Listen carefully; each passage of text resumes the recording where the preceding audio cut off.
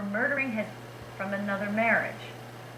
Attorneys for all three men have challenged the executions because of the secretive process that the states are using to obtain the lethal drugs needed for the executions. Georgia and Missouri both use a single sedative drug.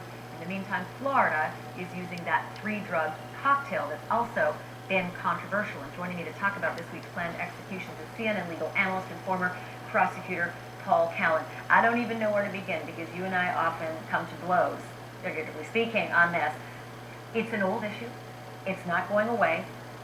But we are morphing. There is no question that we are morphing as a society in how we view these things, and many say that cruel and unusual punishment needs to be accommodated for more when we deal with how we execute people, if we're going to execute them at all.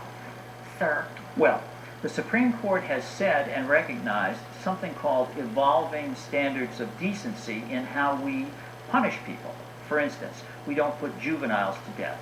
We don't put people who have mental disabilities to death, although that's part of the controversy in one of these three cases. However, the Supreme Court has always held the death penalty is legal, and this cruel and unusual punishment argument they have never bought. They have upheld hangings, electrocution, firing squads, and lethal injection, even when it's done poorly, is certainly not as painful as those methods of death. And the machete in Central Square wouldn't be as painful either, and it is an assured instant death as well. I asked a lawmaker from out west whether the guillotine would actually be appropriate, and it took a few probing questions for him to finally have to cough it out. Well, I guess if the states wanted to.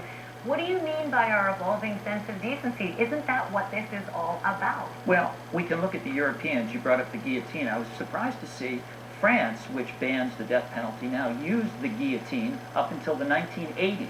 That's the last time a guillotine death occurred in France. Pretty much all of Western Europe does not permit the death penalty, but we, along with I think 39 other countries, do. And as long as the Supreme Court says it doesn't violate the Eighth Amendment or another constitutional amendment, it's a matter of democratic choice by the individual states. So it's effectively 4 justices or 5 justices who determine what now we've evolved to. Because we could also build a Coliseum and fill it with lions. I mean, come on. When do we determine what we've evolved to? Is it all up to 5 people? We could not build a Coliseum and fill it with lions, because I can assure you that would be unconstitutional, even by the standards of the 1700s. And in this country, the Supreme Court has always been the final arbiter as to what the Constitution means. So 5 people will determine what's cruel and unusual? No, the Supreme Court of the United States will determine it, or we've got 2 ways to decide this. We can let it be decided democratically, and by the way, a majority of the states favor it, or we can let our judges decide it, and you know something? They favor it as well. So I don't know what other system we could have. Well, how about the system of perfection? Because you don't get a mulligan when you execute someone. You know the interesting thing that I've seen in these recent cases? In the past, you could argue maybe guilt or innocent. These 3 cases, there's no question of guilt in all of these cases. They didn't even really contest their guilt.